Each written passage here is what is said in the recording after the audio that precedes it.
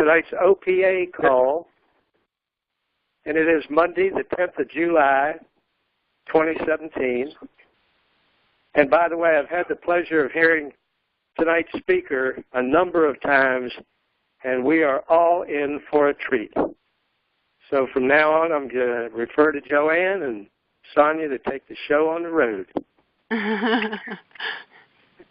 Thank you, everyone. Well, we're excited about tonight's call, and as a matter of fact, as we drive in our car going back and forth to town, which is usually at least 20 minutes, I do play Sonia's material, so he gets a chance to experience what I've experienced. But let me introduce you to Sonia, for those of you who have not been able to or have yet had the opportunity to meet her via her webinar and other materials that she's used. Sonia was introduced to me actually by Pam Budner, and I really liked what I saw, so I decided to get involved. And here's some of the reasons why. She's a professional speaker and business coach and has been working in the network marketing industry and professionals for over 20 years.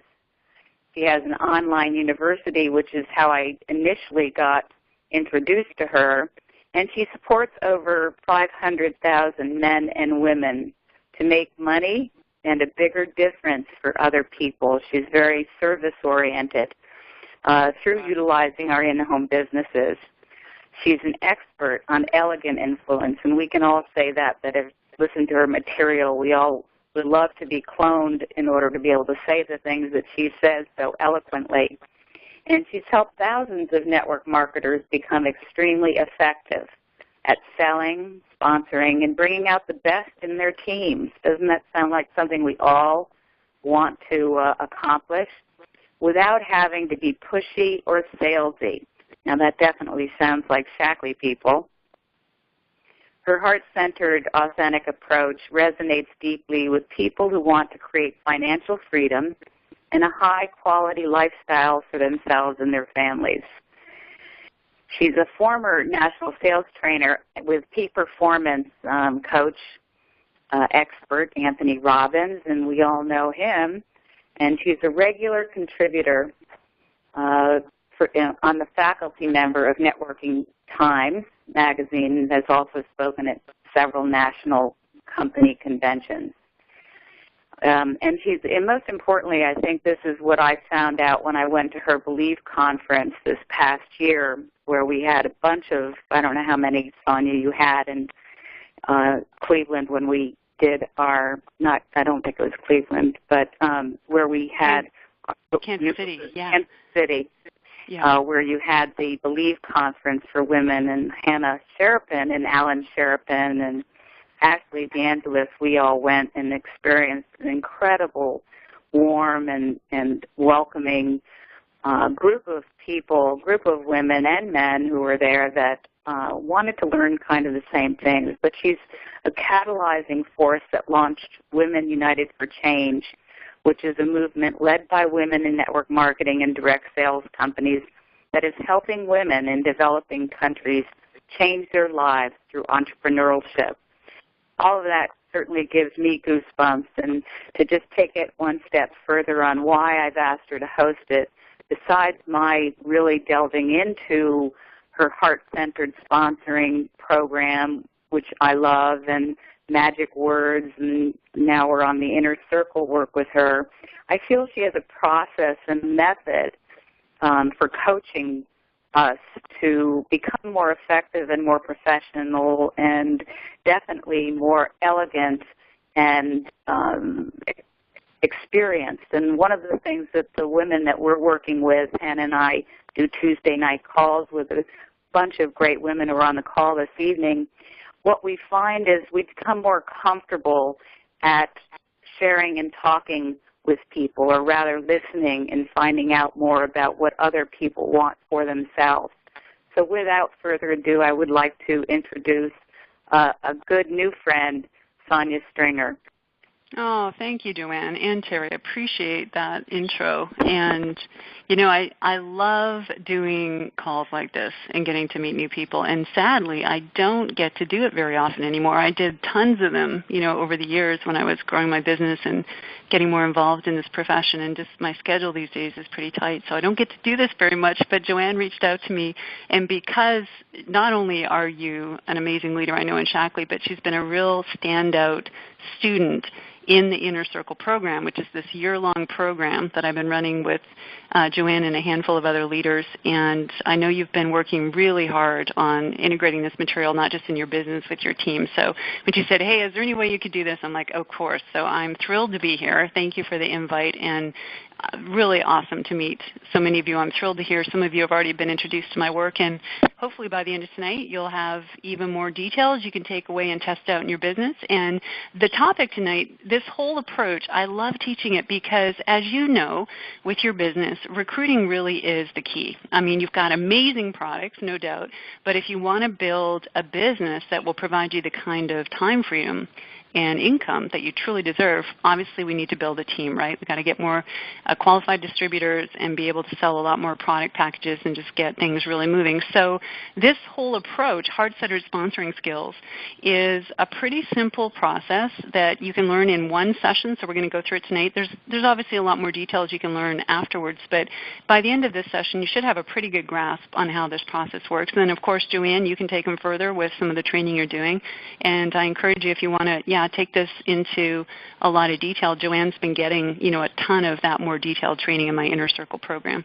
But this whole process makes it fairly simple and easy to strike up conversations with people and be able to really introduce them to your products and your business in a way that is very comfortable and feels good and allows you to come from the heart and be yourself, and really, for the other person, helps them see just why your products are so exceptional and why your opportunity is so exceptional. So as Joanne mentioned, I've been doing this for a long time, and I know from working with all the people that I have over the years, I think by now I've worked with every major company out there, and I've been coaching and training people for about 20 years. So I've had a chance to work with, hundreds of leaders at the very top of these organizations, and I can see over and over again the reason that people struggle with recruiting. And what I learned from Tony years ago, Tony Robbins, I had this incredible opportunity to be mentored by him personally and go out and do this work with him and his team. And what I really admired about Tony and why I worked with him for as long as I did is he was just brilliant at what I would call elegant influence. And I don't know if you've seen Tony's work or you've attended any of his events, but I'm sure you will agree he's a very charismatic guy, and he's really, really skilled at knowing how to present things to people so that they see it, they understand it, they get excited about it, and it's, for the most part, very elegant. It doesn't require you to be a salesperson. You don't have to be, slick and have all the sort of closing techniques and all that kind of stuff. You just have to be insightful about people and what makes us tick, and then be able to communicate in ways that really align with that. So that's kind of how I got known for being, an expert in elegant influence. I did all this work with Tony, and then over the years, as I've worked with all these leaders and their teams and had a chance to share my work, kind of globally, that's the thing I love to teach, because with your opportunity, it's just so unlimited. And I think you'd all agree, if you could sell your products and get people excited about your products and really see the potential in your opportunity and get excited about it without you having to be, uncomfortable or salesy or risk a ton of rejection, if you can do this in a way that just feels really good and really works, I have no doubt that your teams can grow. And that's certainly what I've seen over the years as I've shared this with people. And before we get into the nuts and bolts of this training, I want to take a moment just to acknowledge all of you, because I have been an entrepreneur now, self-employed for, 25 years, I think. I hate to date myself, but that's about how long I've been doing this. And so I know what it takes to step out and have your own business. It takes guts, and it takes vision, and it takes, a certain kind of character. And if you're here listening to me, I know that's who you are, because you wouldn't have signed up with Shackley unless you were someone who wants more out of life. And I really want to acknowledge you for that choice, and also affirm that you are so in the right place right now, because I have been training in this profession for over 20 years, and I've seen it evolve, and I've seen, company to company, how things are getting better and more effective, and how the whole profession, this whole industry is up-leveling and becoming truly the business of choice for people around the world. And it really is in some ways like the gold rush. I think we're all kind of like watching the gold rush days of network marketing and direct sales and home-based businesses, because the internet and social media has just made it easier than ever to connect with people anywhere in the world and to develop relationships and create value for people. I don't know if you know this statistic, but American Express just published a report recently. I watch it really closely because I work with so many women, and they're showing that over 1,200 women a day are starting businesses in the U.S., and that trend is keeping up around the world. We're seeing it in Australia and the U.K. and many of the developing countries of the world too. So more people are starting businesses than ever, more women than starting businesses than ever. They want to work from home. They want to have a better lifestyle. They want a turnkey business solution that makes sense, and that's what you offer. And I have had the great fortune of knowing Shaklee for years. When I was first working with Tony years ago, I got introduced to some leaders, and we did some very intensive training on the East Coast, and I've just been a fan of your company ever since. And anytime I hear people mention Shaklee, it's always with great respect and great admiration for what you've built. So I just want to affirm you're in the right place with a great company, and you truly do just have like the most amazing opportunity to develop financial and time freedom for yourself. So I know you know this, but just, as someone coming in from the outside, I want to remind you of just how incredible this opportunity really is. And just to give you a little bit of a framework and put what we're going to do tonight in context, I have a 6-step system. This is something I've developed over the years from doing all the work that I do. And truly, in working with as many people as I have, I noticed that there's a very similar process that people go through to get their business to 6 and even 7 figures, and that's what I've outlined here. So just a very quick overview. Obviously when you start with Shaklee or anyone starts in your downline, you have to learn the basics, right? So business basics is really all about you and your team's system and all the things that work within your company. And so anytime I work with distributors like yourselves, I always recommend go learn your company system first. Go get all those things nailed, because that's what works. Figure out what your upline's doing, follow their lead, use the systems that are in place, and get that handled before you start, looking at any other kind of training. And then I find once people have that, that's typically where my training kind of picks up. Like the things I've learned and can share sort of fill in the gaps beyond what the company's doing sometimes. And so generally what I find is the next level that sometimes people need support on is this level of self-leadership. And that's just knowing how to coach yourself to do what you know you need to do. So I'm sure we've all had those days, right, where you got to pick up the phone, or you have people to follow up and you just got to motivate yourself to get out there and connect with them, or you got to get out and find some new leads, right? So a lot of the work I do initially with people is just helping them learn how to coach themselves to stay focused, get into activity, and deal with rejection and setbacks, because that's just part of being in business. And once people can do that, then generally they start to see some movement in their business. They got their company system, they're actually doing stuff on a regular basis, they're taking enough action, and things start to move.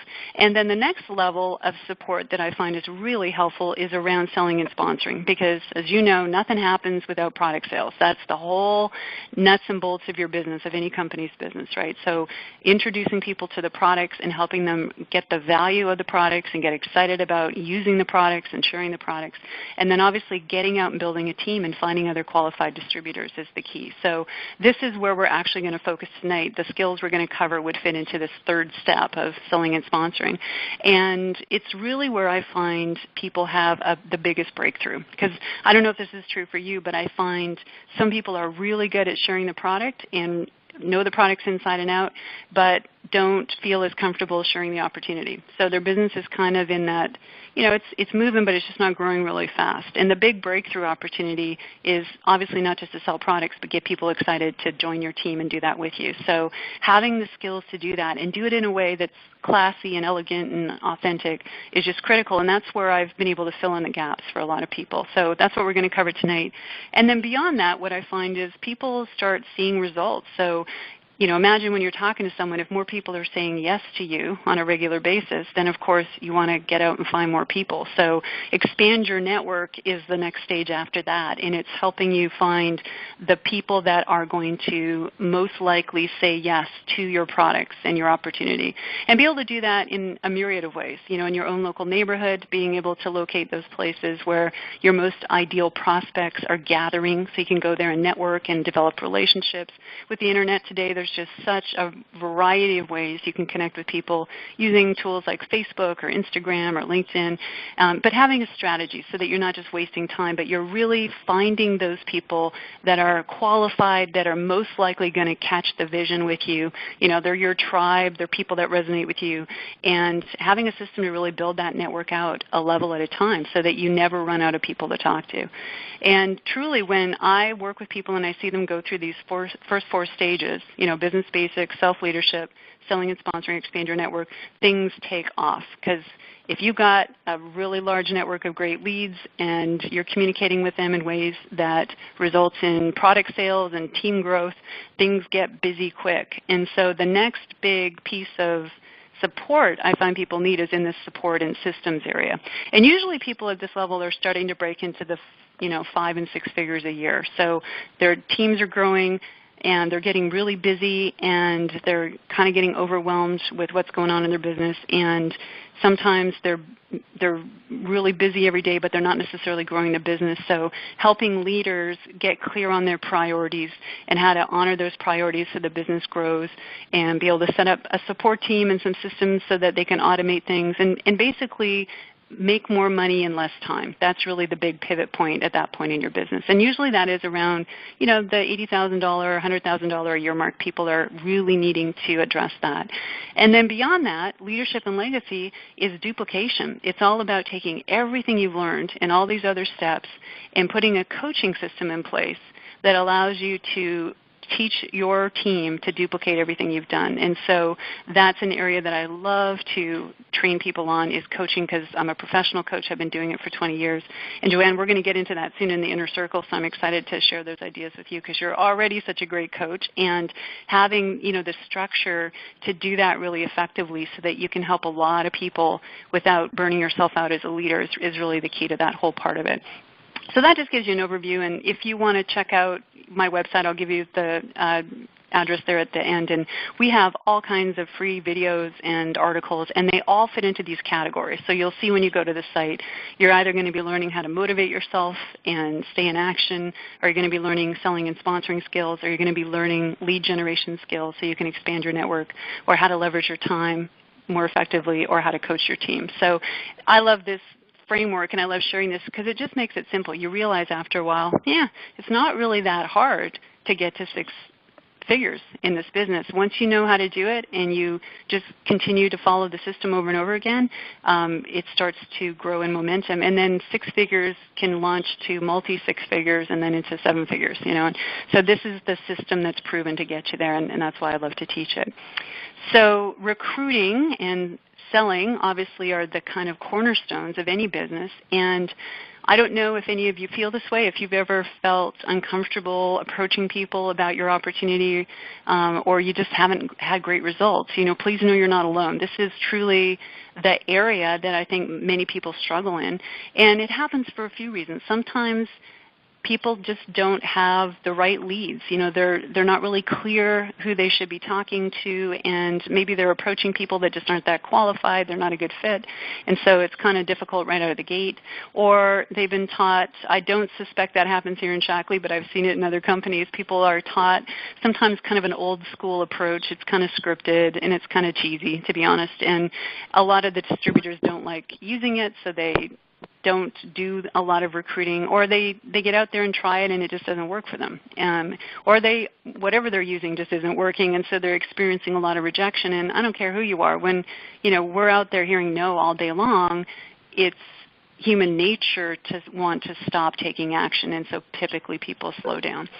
So it's kind of an interesting phenomenon that I see over and over again, and it's such a critical piece, because gosh, if you just can nail this piece alone, just getting more comfortable with recruiting and having more skill in this area, it can just blow up your business, in the most exciting way. And that's what I've come to find, having done this work for so long, is anybody on this call, anyone listening, you can become a powerful recruiter. I guarantee it. What you do need to do, though, is you need a way to do this that feels good, that's more natural, more authentic. It feels comfortable so that you actually want to have these kinds of conversations with people, and that it's effective. It actually gets you results. And when I've taught students and I've seen them go through this process, I really see them shift from being in this place where, they're having a hard time talking to anybody, to getting to a place where they actually really love recruiting and they're getting great results. And the attitude that I encourage people to adopt around this is really looking at recruiting as the ultimate form of service. Because I think sometimes we feel like, we're going out there trying to talk people into something, or we're really shopping our own agenda. We're doing this for ourselves versus for them. And it can feel odd. It can feel strange. And I think for women especially, it doesn't feel good. But if we really start to see this entire process through the lens of service, and how ultimately we are serving everybody, whether they join our business or not. By sitting down and having these conversations, we're serving people at the highest level. It really changes this whole experience, and the prospects feel it too. They start responding very differently because they really get where you're coming from.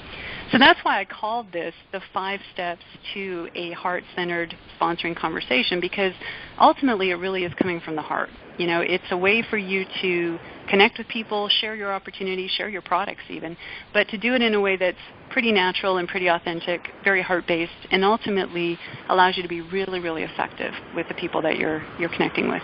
And here's what I've seen happen when people use this. They have to learn it, they got to practice it, but when they use it regularly, the first bits of feedback I get always is, wow, I feel so much more comfortable talking to people. I feel so much more confident now because I feel like I really know what to say and how to lead this conversation. And I've had a lot of people, women especially, admit that, I used to avoid talking about the business. I used to avoid recruiting, and I love it. It's now my favorite thing to do in the business. So just know that that is really possible. You can fall in love with recruiting and enjoy this process and make a lot of money and help a lot of people in the process of this. And it is really effective. When you get this down and you start doing it on a regular basis, you'll see a shift in your results. And again, everyone's results are a little different, but on average, I've seen people use this, and on the low end, recruit 2 people a month very consistently. And on the high end, up to 6, sometimes more people on a monthly basis. So it's effective, it's authentic, it's going to feel probably easier than what you've been doing. And there's generally a lot more higher retention too, because you'll see as we go through this, when you do get a yes from people, it's generally a very genuine yes. It's not yes because they feel pressured in the moment or yes because they don't want to let you down. I think you'll find as you do this that the people that come on board really get the vision and they're excited, and the yes is a strong, committed yes. So you've got people joining you who are really serious and not going to waste your time. So here's my goal real quick for this session. That is truly what I want. By the end of this, I want all of you to leave feeling excited about recruiting and knowing that it's possible and that you can do this and it can actually feel really good, and have some very specific ideas you can go test out. So you may want to grab a pen and have something handy to take notes. I assume this is going to be available to you afterwards too, so you can come back and listen to the replay. But you definitely want to be able to write down a few things here and make sure you can test these out. And from what I understand, you've had a recent change in your comp plan. So that's really my ultimate goal, is that you could take this away and use it to take full advantage of that. Be able to go out in the next few weeks, next few months, and sell a lot more product packages, your sports nutrition, your skincare, your other nutritional products. Find qualified and quality distributors, right, to join your team and really take advantage of the amazing opportunity you have with Shaklee. And do take notes. These are million-dollar skills. I know that's kind of an overstatement, but I can tell you, I've built a multi-7-figure business myself. I've helped other people do this. And at the core of my business and these other businesses are the exact skills you're about to learn. So even though they're simple and they're easy, don't underestimate them, because they are incredibly powerful. Okay, so let's dive in then. And I always love to study a little bit about the psychology of sales and influence, because that's really why I got interested in working with Tony. I don't know if you followed Tony much, but I was really curious about people and what made people tick and why some people succeeded and others struggled. And, in terms of sales, why would some people buy and other people wouldn't buy? And I was a psychology student first and then a business person second. But I was always really curious, why is it that people do what they do? And think about that for a moment. When you're talking to prospects, how come some people get it? They see your products and they go, oh, this is awesome, and they have no problem spending the money. And others, they'll make every excuse in the book. I don't have the money. It's too expensive. I already like my other brand, whatever, right? What's the difference? Because you're probably offering up a very similar kind of presentation. Why is it that some people say yes and others don't? Or when you share the opportunity with people, why is it that some people totally get it and they catch that vision and they get excited, and then there's lots of people who just won't give you the time of day, right? It's like, I don't have time, not into this kind of business, it's not my thing, whatever. So why is it that we can communicate in the same way and yet people can respond so differently? And that really comes down to this little bit of psychology that we're going to look at here.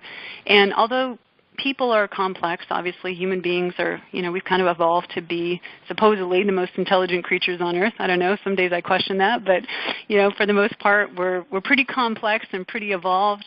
But our behavior can be boiled down to some very simple factors.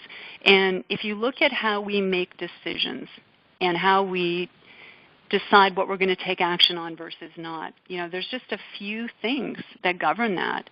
And one of the most obvious ones is logic.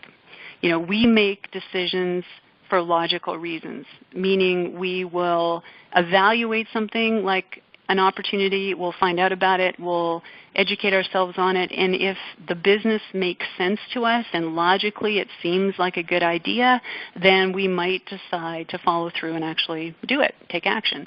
So when you're talking to prospects, it's really important for you to remember that the person sitting across from you or even the group that you're standing in front of, they're evaluating what you're saying at that logical level. They're listening to you and they're thinking it through and they're thinking, okay, does the comp plan make sense? Do I understand it? Do I understand what Shaklee's about? Do I understand the products? Do they make sense? Do I see how this would make money for me and my family? Do I understand it? And they're thinking through and using their conscious mind, right, to evaluate all that information and to come to some kind of conclusion. So, that's a really important thing to remember, because obviously when we're communicating with people, we want them to understand us. We want them to understand the information and communicate it as clearly as possible so that there's very little room for misunderstanding. And when we do that, we're talking to people's conscious minds, so it's really important to remember that. There's a whole other level, though, that people process information on, and that is on the emotional level. So when we make decisions or when we take action on something, it's also for emotional reasons. We do it for logical reasons, but we also do it for emotional reasons. We feel something about something, and that's what kind of gets us moving. So that's really important to remember, too, because when you're sharing your opportunity with people, they're going to have some kind of a feeling response, and they might feel excited. They might feel scared. They might feel intimidated. They might feel doubtful. They might feel totally excited, like this could change my whole life, right? There's some kind of response they're going to have to you and to how you're communicating that will also affect their choice. And what's really important to remember about this is anytime people are feeling into things or having that feeling response, that's all going on at the subconscious mind. So we communicate and impact people consciously, but when we're communicating, we also impact people subconsciously. And I'm just curious, how many of you, if you think about that, of those two forces, logic and emotion, which do you think has more impact on your prospects? Especially if you want to motivate them to join your team. Do you think that process is more logical or is it more emotional? And I bet if we had the lines open right now, you'd probably agree with me, because most people do, that emotions are the bigger motivator, right? We kind of intuitively know that we are emotional creatures. And when we feel something, we tend to respond and take action. And I love this little image here, because that's a perfect example of how we can get motivated if we have enough reason to be, right? You feel enough fear about something, you'll get motivated, some motivation required. But it's really important to remember that because people make decisions for emotional reasons, and we justify those decisions with logic. So you might want to jot that down because that is a game-changing insight. People make decisions, they buy your products, and they join your team because they have a feeling about it. They also, of course, understand it, and they appreciate why it makes sense. They appreciate the ingredients in your products and why they make sense and why they're good quality products. They understand how the comp plan works and how the business works and who's involved in your company and the reputation. All that information, that detail is really important. But ultimately, the choice is an emotional choice. And think about it, if we were all really honest with ourselves, I'm sure we would all agree there have been times in our lives when we have made choices that were more emotional in nature, right? If you went out and bought something recently that, maybe you didn't really need or maybe wasn't really in your budget, but you had to have it. I'm being very general here, but for women, maybe it was, a fashion item of some kind, a pair of shoes, a new purse, new dress. For the gentleman, it could have been some kind of toy. I don't know if you can afford a Ferrari, but, I know people would love to do it if they could, or, some kind of technology gadget or something, right? We often will invest money or take action on the things that cause an emotional response in us. Like we just got to have it. There's something about it that makes us feel good. And advertising these days is completely designed to get us to feel something about their products. So marketing and advertising agencies make millions of dollars, billions of dollars every year, designing ads and commercials that get us to feel something about their products because they know if they can reach us emotionally, we're likely going to buy them. And if we can justify that choice, oh my goodness, it's definitely going to happen. Like if we see something we love and it's on sale and we can justify that we're going to save money, we can marry both the emotion and the logic together in that experience, it's a done deal. So all of this is important because it helps us appreciate what we do as human beings, right? It's not right or wrong, it's just how we function. And it's really important for you to remember people are joining your team for emotional reasons, and they justify that choice with logic. So ultimately, we want to be able to communicate in a way that reaches them emotionally and also reaches them logically. And the biggest, I don't know if it's a mistake, but the biggest limitation I've seen when people are recruiting is they often are speaking to people's logical mind. They're sharing a lot of information about the company, and they're trying to help them understand how the comp plan works, and they're sharing a ton of details about the products, right? Let me share all the science and the ingredients behind the products because it's so impressive, and it is. But it's just a small part of the equation. It's just a very small part of why people actually take action. We need to reach them emotionally. We need to connect with them and have them feel something about these products and about this opportunity. And if we can do that, we are communicating and influencing people on all levels. So it's really, really important for us to appreciate that. And when it comes to emotion, again, we've got a myriad of emotions that we feel as human beings. However, if we were to make it super simple, they kind of boil down into two main emotions and then variations on these, right? Pain is a pretty intense emotion. That could be everything from physical pain to fear or terror, right, or stress or overwhelm. Those all kind of go into the pain camp, right? And then pleasure is another, big category of emotion, and it could be happiness, contentment, peace, serenity, connection, right? But if we look at kind of, our basic limbic brain system, it's really wired to work with these two main emotional experiences. Anything that feels painful, we are wired to avoid because it threatens our survival on some level. And anything that feels good, that brings us pleasure, we want to move towards it. We feel good about that, so we seek it out. And this truly is wired into our nervous system. If you think about it, if you are cooking, it always amazes me when this happens or something like this happens. I'll be cooking away and my hand will brush up against the element or something, or I'll touch something hot, and my hand will move before I can even grasp, like consciously, what happened. I don't know if you've ever had that happen. Or I remember walking across the street one day and a bus came around the corner, and I literally, something about it, like my brain clicked in and I jumped back, and I was like back on the curb before I even could process what happened consciously. And that's our nervous system at work. That's, a few thousands of years of, evolving as human beings.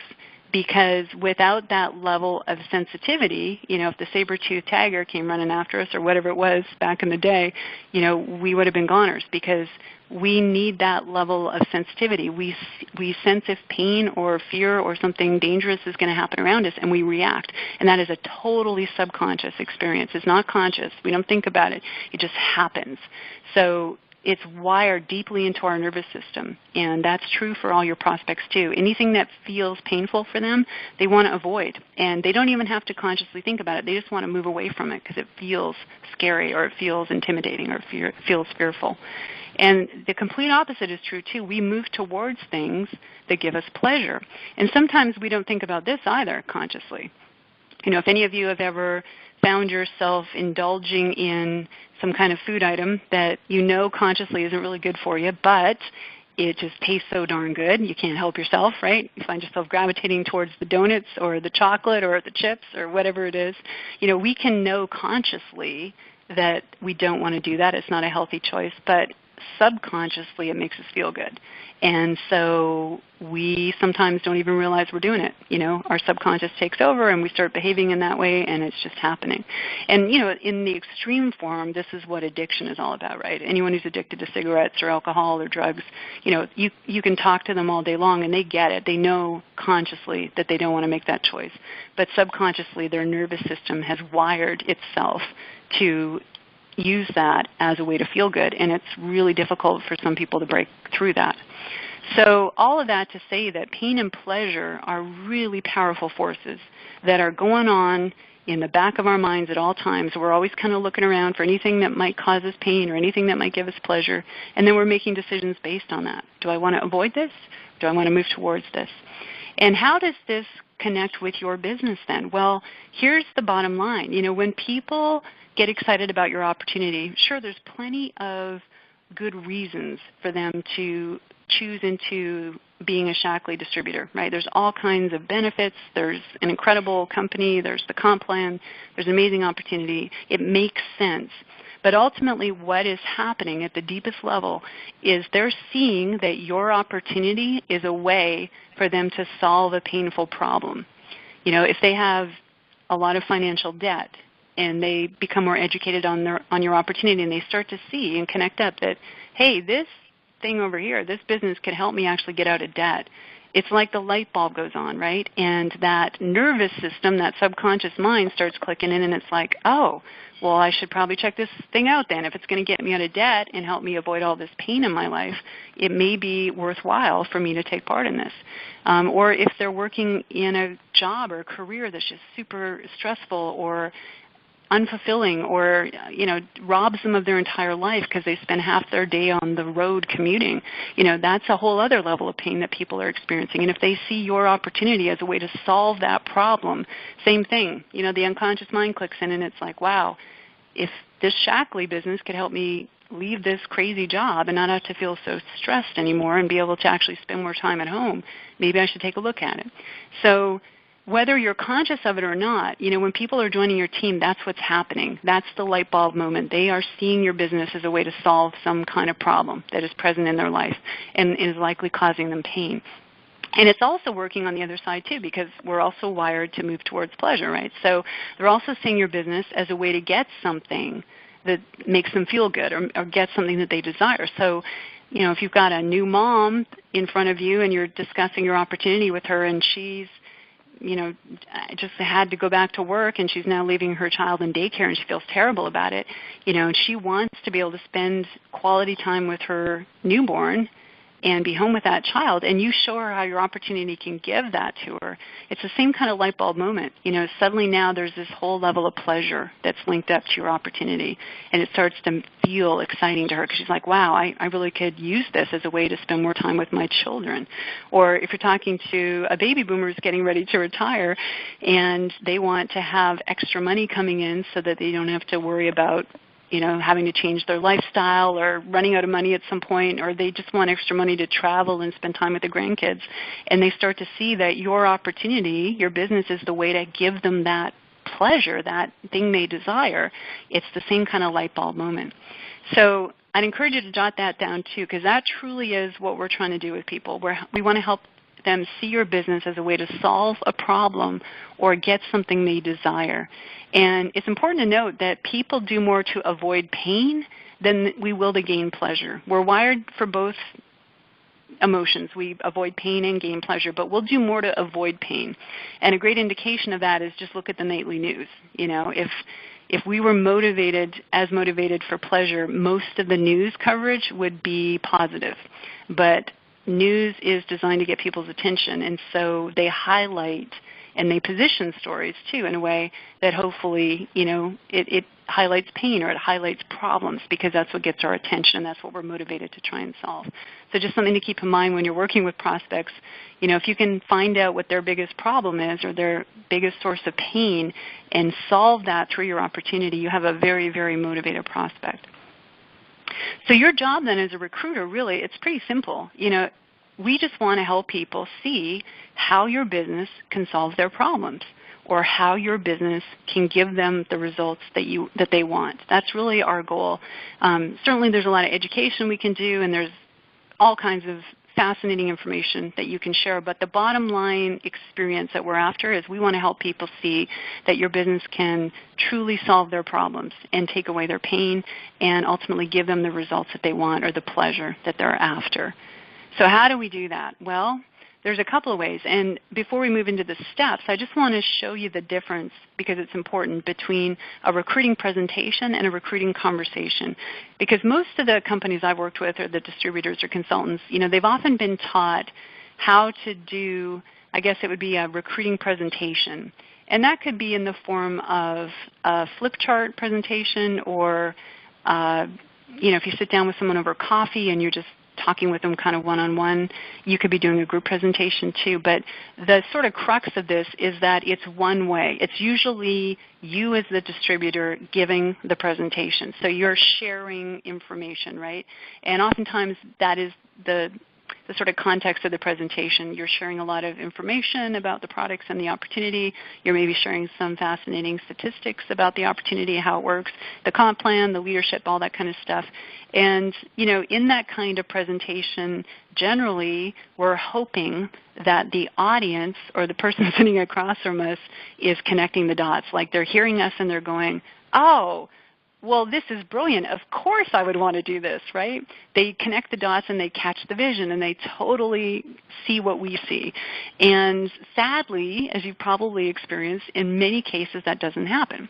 And it's not your fault. It's just when we do presentations like this, there's so much coming at people. There's a lot of information and there's a lot for them to absorb. And some of them have got their, you know, defenses up already because they might be feeling a little put on the spot. And it's just difficult sometimes for people to really see what we're trying to share with them. They get bits and pieces of it, but they just don't get the whole picture, or it doesn't really click the way we're hoping it would. And the other limitation of doing presentations too, it's a little bit what's reflected in this picture here, is it can feel a little preachy. And again, not to say any of you are doing this, but I've seen other leaders or, you know, organizations do presentations in a way that sort of get up and they kind of speak at people, and they're like, hey, basically the subtext is, we are amazing, we've got this incredible company, and you should join us and just do it. And of course there's all kinds of truth in that. However, it can feel a bit preachy and maybe even a little disrespectful, right? They're kind of telling people, hey, get on board with us, you got to do this, here's why we're amazing, just trust us and do it.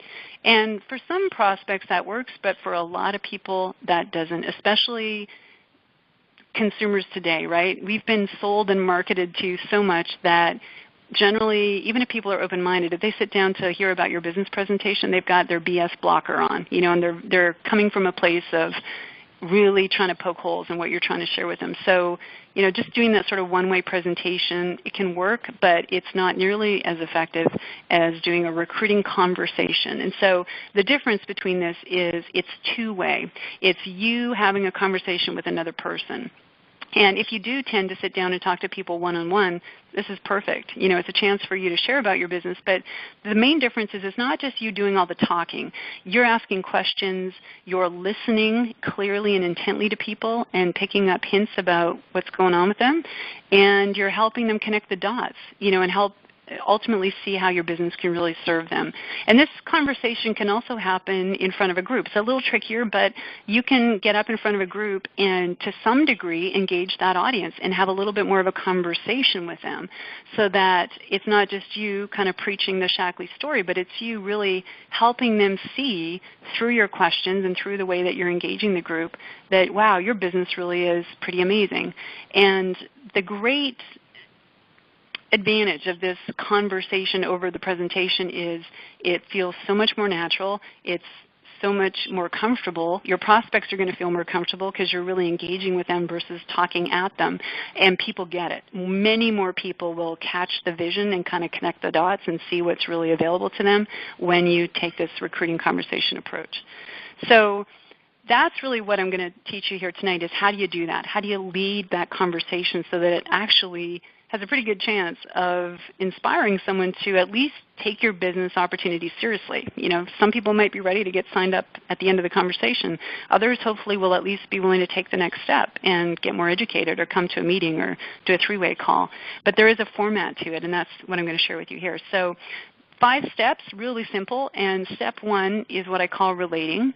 And this is very simple. It's kind of intuitive for a lot of you, but relating is that part of the conversation where ultimately we're getting rapport with people. As I'm sure you all know, right, if people don't like you or trust you or feel some kind of connection to you, it doesn't matter what you have to offer. You could have the cure for cancer in some cases, you know, and they're just not going to necessarily listen to you.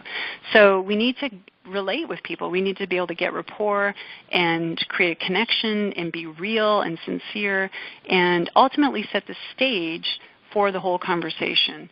And Joanne's learned many, ways to do that in the work that we've been doing together, so she can certainly share some of those with you, and I can steer you to some other resources too. But, relating is really important. It's without it, you don't really have much opportunity to take people further. So I'm sure you all probably do this well in certain ways, but when you sit down with someone for the first time, you're going to have a cup of coffee, share the opportunity. You want to relate. You want to have that moment where you connect with them. You've got rapport. You set the stage for the conversation. They understand who you are, why you're sharing this with them. And ultimately, you want them to just kind of relax and be open to everything that you've got to say after that. So first step, relating, really important.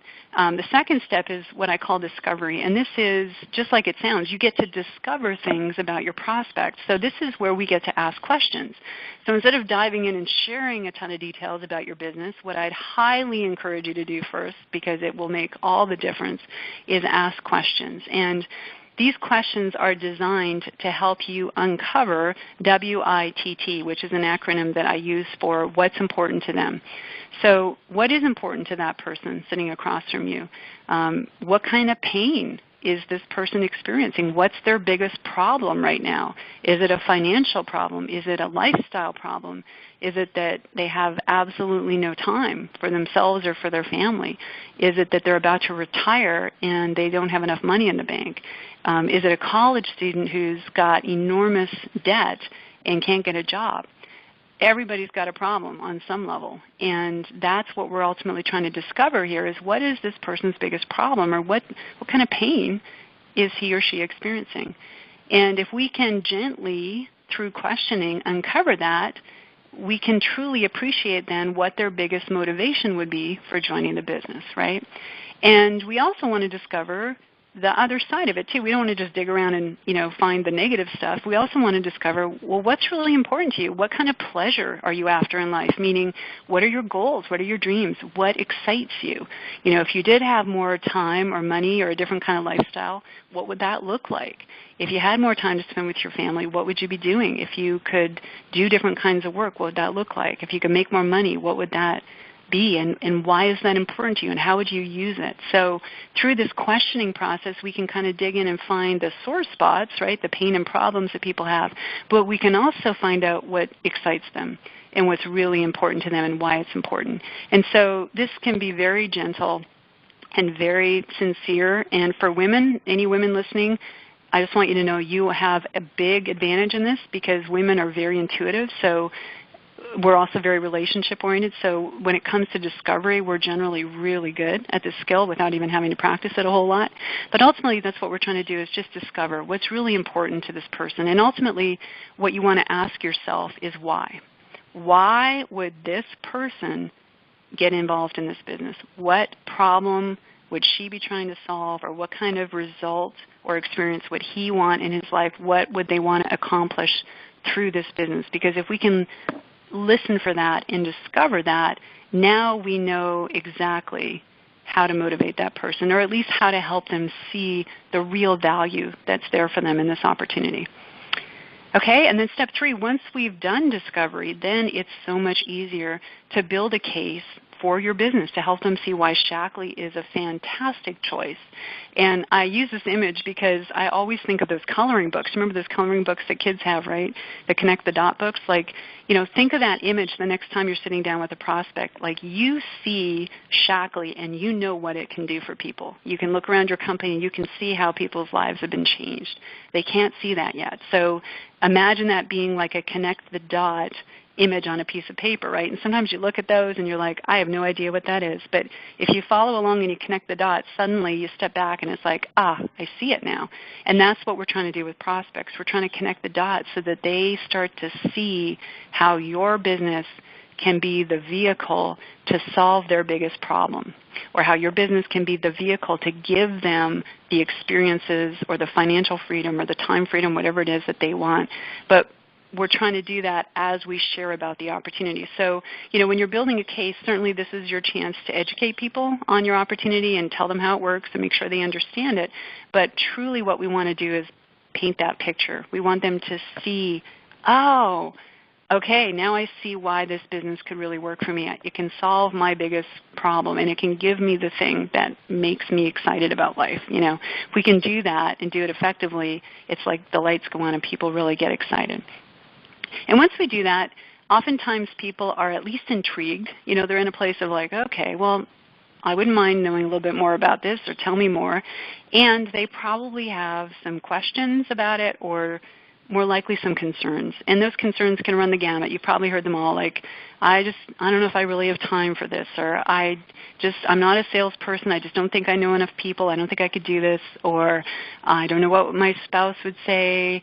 I don't know what my neighbors would say. They're worried about people judging them. Who knows, right? There's all kinds of things that go through people's minds. Is this a pyramid scheme, right? You've probably heard every one of these. So, at this point in the conversation, our job is to help them make a decision. And if someone is a true no, if you just can see this is just not a fit for them, or there's just no way they're going to do this, wouldn't you agree it's better to know that sooner than later? So we want to support them in making the decision that's right for them. And if it's a clear no, then let's get to that and help them in some other way. Maybe they're going to use the products. They can come back, give you a referral. There's going to be some other way you can serve them. But most people are on the fence, and that's what we're trying to do here, is give them the information they need, or get them exposed to the business or the team, or other aspects of it that can help them really appreciate what's available to them. So we're just doing our very best to help them make the right decision, and hopefully keep moving forward so that they can see truly how this business can work for them and what's really involved.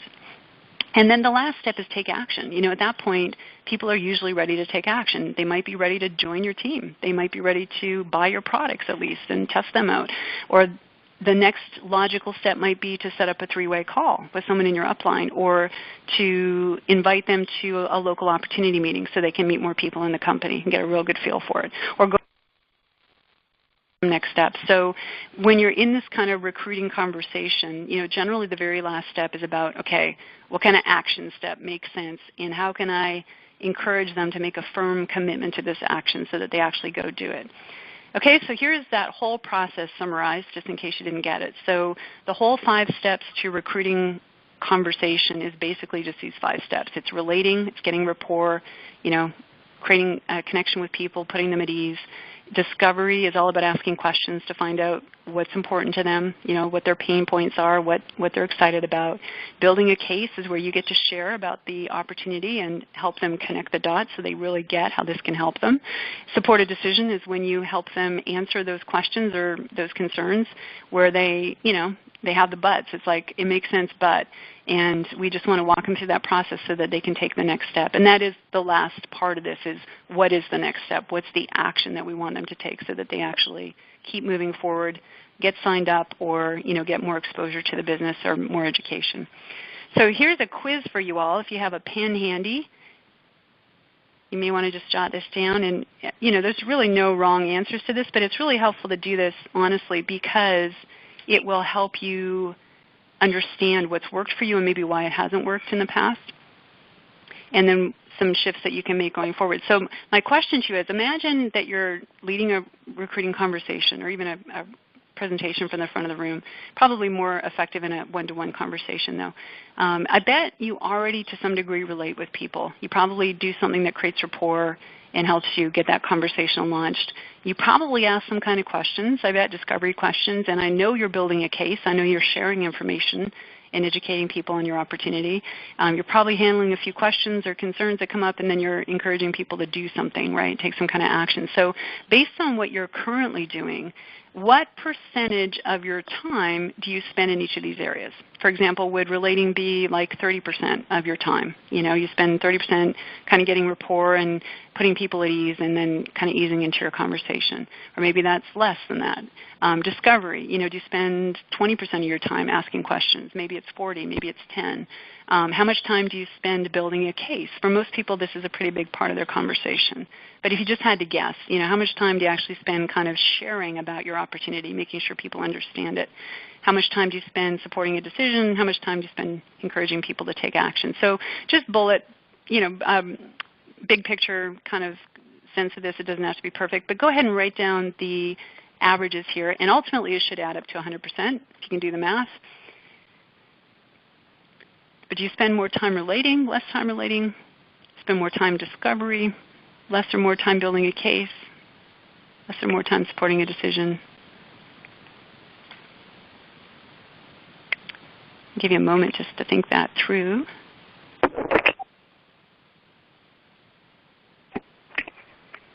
And if we had more time, I'd open up the lines and we could kind of brainstorm on this, but just keeping an eye on the clock here, just for simplicity, I will share with you the answers. So just keep your own answers to yourself, but this is usually pretty eye-opening. And again, this is based on my experience. It's based on what I've seen literally hundreds of people do in businesses just like yours, and it's really something I'd encourage you not to take at face value, but to go test for yourself and see if you agree with me. But here's what we found, that when people are really effective at recruiting, the way that they approach this is this, that relating is really important, but it's really only worth about 5% of your conversation or your time with people.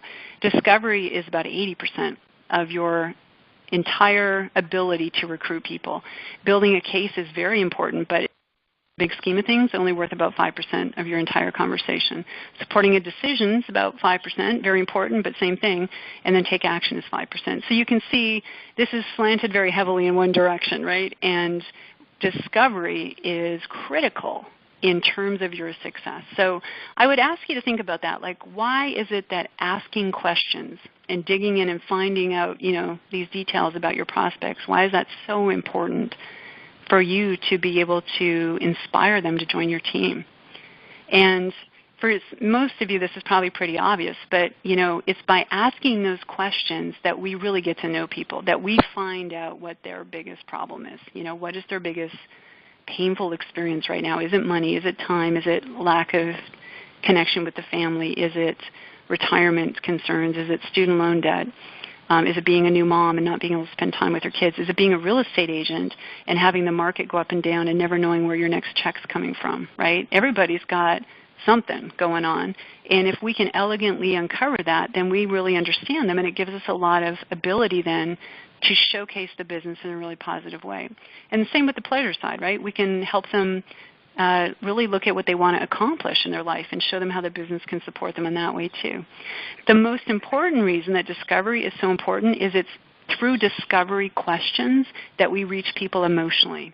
When we're asking questions and they're sharing with us, it's an emotional process. And you all know now how important emotion is, right, for encouraging people to take action or encouraging or influencing their behavior. It's where everything happens. So through discovery, people start talking and they start sharing and they start feeling something. They either feel the pain of their life and what they want to change, or they start to feel the excitement of their goals and dreams and what they want to create in their life instead. But discovery is very, very emotional. And it's also very elegant because we're not telling people, hey, this business is awesome, you should sign up. We're asking people, and through those questions, we're helping them come to that conclusion all on their own. So when they do say yes, they generally feel very good about it because it's their choice. You know, we guided the conversation and we asked the questions, but ultimately they came to the conclusion on their own, and we can certainly support that and encourage them through that. But it's very, very elegant, and it generally means when people say yes to you, it's a very solid yes. And this is my personal take on it, but I suspect, knowing Shackley and the leaders that are here tonight, this is probably something that's really important to you. I really feel this is the most what I love about this process is it's completely done with integrity. Like, in my mind, you know, unless we take the time to really ask people about themselves, unless we really understand what's going on with them, do we really have the right to recommend the business? I think if we do take that time and we can hear through those conversations that, yes, someone has a really significant financial issue, then, hey, we have complete, I don't know if the right is the word, but we can certainly recommend the business from a complete sense of integrity. You know, it's like, I can hear what you're going through, and I know this business can be one way for you to solve it, so let me show you how that can happen. Or if someone has a lot of student loan debt, and we understand that, and we appreciate that, and we can understand where they want to go, we can, with all integrity, say, this is one path for you to get there. Let me show you how you can do that. So in my mind, you know, it really is, this is where the heart-centered part comes in. This is where we can be very, very sincere in our recommendation because we've taken the time to really get to know people.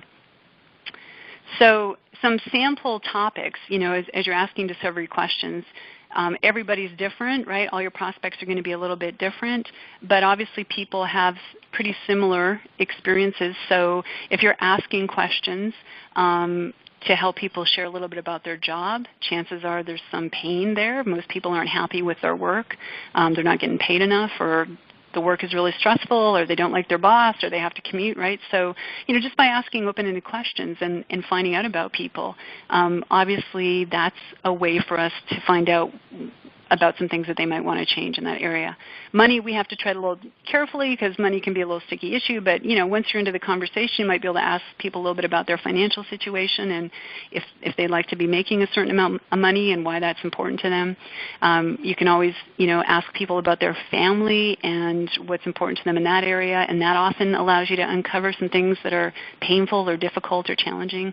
You know, I don't know anybody really who feels like they've got a ton of time these days, so just asking people about time. You know, how much free time do you have, and are you spending it doing what you love to do? And if not, what would you love to do?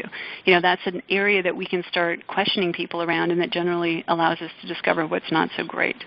And just lifestyle in general. You know, most people today feel that they're working way too hard. They don't have enough free time. They're not spending time doing what they love. They're not taking care of their health, right? They're not connecting with their families. So just asking open-ended questions about people's lifestyle, you know, can also be a way for us to uncover these things that are really important. And ultimately, we're doing this from the place of listening to serve people, right? We're not trying to pick up on things and then manipulate them. We're just listening from that place of how can I serve this person? What's going on in their life? How can I help them? And listening for those clues. You know, we're listening for those big reasons why they would do the business. And when we know that, it's a lot easier than to make the connection. And let me just check in. Scott, I don't know if you're on the line. I've got probably another 5 minutes or so material, and I want to be respectful of time. Are we okay? Yeah. Hi, Sonia. I'm on. Okay. Yeah, yes. Keep right on going.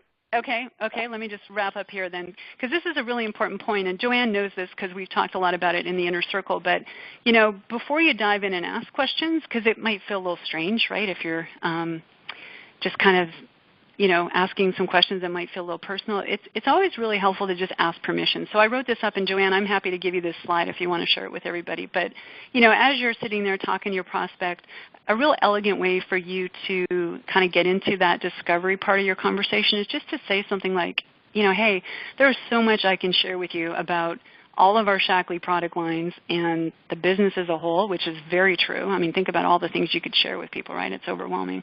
But, instead of overwhelming you with a bunch of details or a ton of information, is it okay if I just ask you a few quick questions?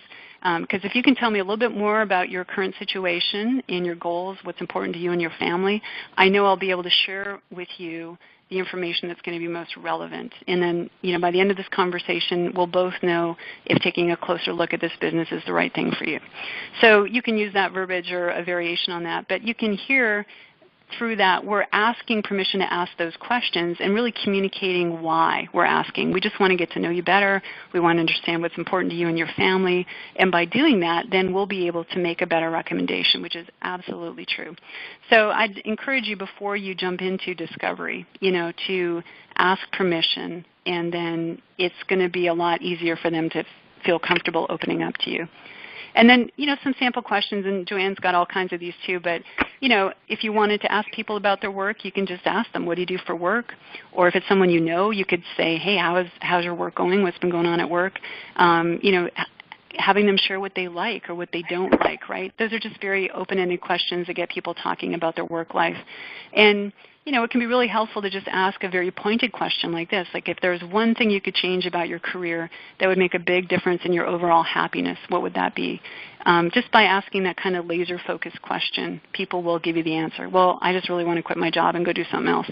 Or I just want to be able to spend more time with my kids. It helps them kind of get to the bottom line of what they really want to change. If you're talking about family, same thing. Do you have kids? What's your family situation? If you know them well, then you could just say, how is your family? What's going on with the kids? And kind of probe in that direction. Do you get enough time with them? If not, what would you like to be doing right now? Are there trips you want to take? Do you want to be spending, do you wish you had more money to send your kids to a different school? There's going to be something in there that is not ideal that you can kind of get them talking about. And then same thing, if there is one thing you could change about your family situation that would make a big difference in your overall happiness, what would that be? So those kinds of questions just kind of get down to the bottom line. Finances, obviously this is a little more sensitive, so you may not bring this up right away, or you might be very careful as you do, but if you have enough rapport with people, you can just say, tell me a little bit more about your financial goals. Are you currently making the income that you want, or would you rather make more money? That's kind of a nice, respectful way, to get them to talk a little bit about their financial goals. If they're not, what would be an ideal income for you? What kind of money do you want to be making? And why is that important? What would you be doing with that money? See, people don't want money just for the sake of money. There's something they want to do with it. They want to send their kids to school. They want to retire. They want to travel. They want to give back to causes. There's something even more important. So it's really important to kind of dig behind the money question and see if you can get them to talk about the things that are even more important. And again, that sort of laser question, if there's one thing you could change about your financial situation that would make a big difference in your happiness, what would that be? So those are just quick samples of the kinds of discovery questions that you can ask, and Joanne's got all kinds of samples too she can share with you. But ultimately, that's what recruiting is all about, and that's what I'd love for you to take away from this session is, if you do nothing else in the upcoming weeks, but just get more comfortable asking discovery questions and listening for people's pain, listening for their biggest problems and listening for what they want. What do you want to have happen instead? What are the results you're after? What are the goals that you want to accomplish? What would you rather be experiencing? As people open up and share those things with you, you're going to hear all kinds of key information. And then our job is really just to connect the dots, right, to help them see, okay, let me show you now how Shackley can help you accomplish that. And as you're sharing, keep circling back and connecting those dots and helping to paint the picture so that they clearly can get, okay, now I'm starting to see really what this business can do for me. So I know we're a little over time, or we're right at time, but I don't know, do you want to open up for Q&A, Joanne? I want to be respectful of people's time. I'm happy to stay here. Well, I think that if you're open and willing, we would sure. Certainly anybody would appreciate to ask a question if they have something on their minds, and sure. as well anything that I can share with them from tonight's presentation, if you would just send it to me and then also send it along to sure. Scott. Then this way they'll have some material to back up the call sure. when yeah. they re-listen to it. Yeah, So let's open up. I think Scott's yeah. recording this as well on the screen, so they can always come back and get the slides and stuff. Okay, great. So Scott, you want to open up the lines, and we'll see if you have a question. Wonderful. If not, you can thank Sonia for giving us this great presentation. I love, you can never hear it enough as far as I'm concerned, because we all get so engrossed in our own lives and our own personalities and what's going on for us that we always have to be reminded to think about the other person. So, thank you. All right, we're open now. Who would like to ask a question? Or say thank you. Well, a huge thank you, Anna and Alan. Yes, thank you. Anna, I heard your voice, and Alan. Terrific. Hi. This is just excellent. Hope lots of people took lots of good notes. Great. Yeah, I guess maybe my question to all of you is, does this feel like an approach that would work for you, that feels comfortable and that is something you'd be willing to go and practice? Because I know when people do, they feel very differently about the whole recruiting process. So. Well, I think it's very helpful. Yeah. Scott, I see that Sandy Abrams had written a question. I don't have access to that, I don't think. So if you can pull that up. I saw it pop up on my screen, but I don't know how to get it back to ask it for her. Sandy is asking for a suggestion on a way to meet people who have the money to join when you live in a depressed economic area. Wow, that's tricky.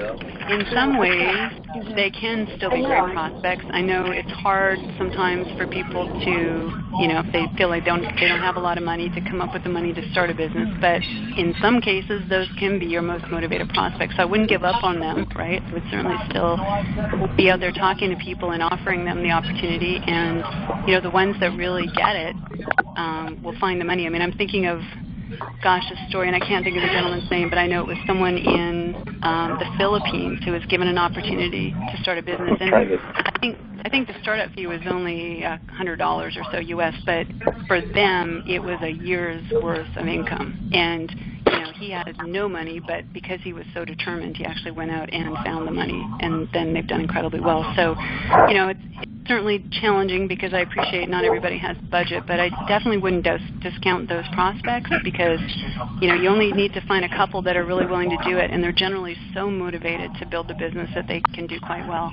But then the other opportunity, obviously, too, is the internet, right? Like any of you that live in areas where you may have limited number of leads or you're just not finding the people, the internet just offers an unlimited opportunity to find people. So Facebook can be a really powerful tool. And Joanne, you and I have worked on quite a few things you could certainly share with them on Facebook.